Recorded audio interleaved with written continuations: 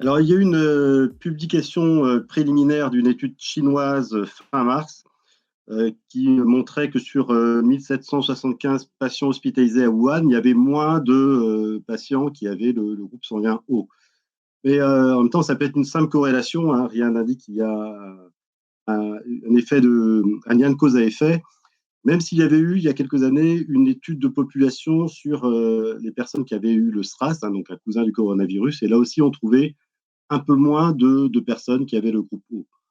Mais il faut savoir que ces études de population ne préjugent pas de la réaction individuelle qu'on peut avoir par rapport au virus, hein, de la protection individuelle au virus. Ce type d'étude ne doit surtout pas nous empêcher d'avoir tous les bons réflexes par rapport au virus, les gestes barrières, etc. Ça ne va pas donner une impression de fausse sécurité si on a le groupe O, ou au contraire, générer du stress supplémentaire si on n'est pas du groupe O.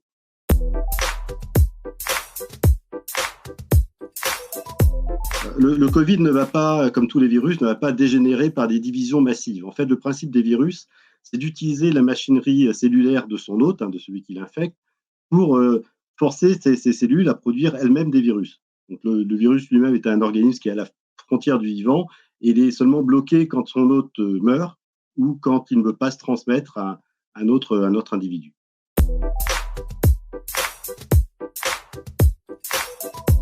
Alors on sait que le cuivre a une bonne action antibactérienne, hein. Par exemple, les poignées de porte en cuivre gardent beaucoup moins longtemps des germes que les poignées de porte en acier.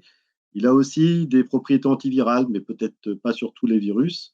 C'est que l'argent a aussi des propriétés bactéricides, hein, contre les bactéries. C'est moins clair contre les virus. Alors pourquoi est-ce qu'il n'y a pas plus d'ailleurs de poignées de porte en argent ou en cuivre dans les hôpitaux? C'est tout simplement parce que ça coûte cher. L'argent, c'est clair, mais le cuivre aussi coûte très cher.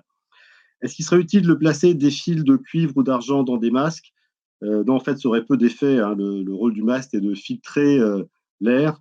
On ne peut pas le garder très longtemps. Ce ne serait pas parce qu'il y aurait quelques fils d'argent ou de cuivre qui permettraient de mieux bloquer le virus.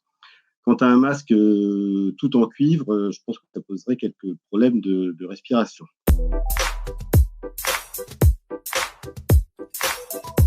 Alors, la prise de sang n'est pas forcément le moment idéal pour un dépistage, en tout cas pour le dépistage qui permet de savoir si on est infecté par le virus. Par contre, ça peut être le bon moment pour faire un test sérologique, hein, qui dira si on a déjà eu le virus ou si on a déjà été immunisé. Dans l'immédiat, ces tests sérologiques ne vont pas être systématiques, mais des campagnes de tests sont lancées. Il y en a dans certains départements, comme le Morbihan. Et là, il a été annoncé ce lundi une grande campagne au niveau national, par tirage au sort d'environ 200 000 personnes, pour essayer d'avoir un état de l'immunité de la population, savoir combien de personnes sont vraiment immunisées. On a une petite idée, mais on ne sait pas exactement.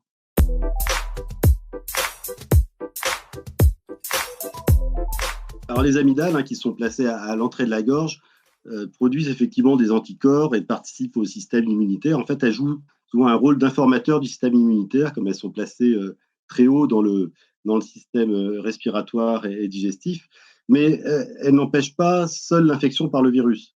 Par contre, c'est vrai, l'ablation des amygdales est de moins en moins pratiquée parce qu'il semble qu'à terme, ça augmente le risque d'infection. Les amygdales peuvent servir, mais ce ne sont pas nos amygdales qui vont empêcher le coronavirus de pénétrer dans l'organisme.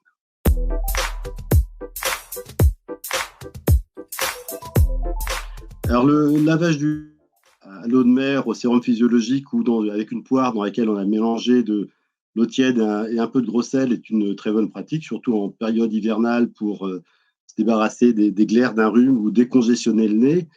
Mais a priori, ça n'a pas d'effet direct sur le coronavirus.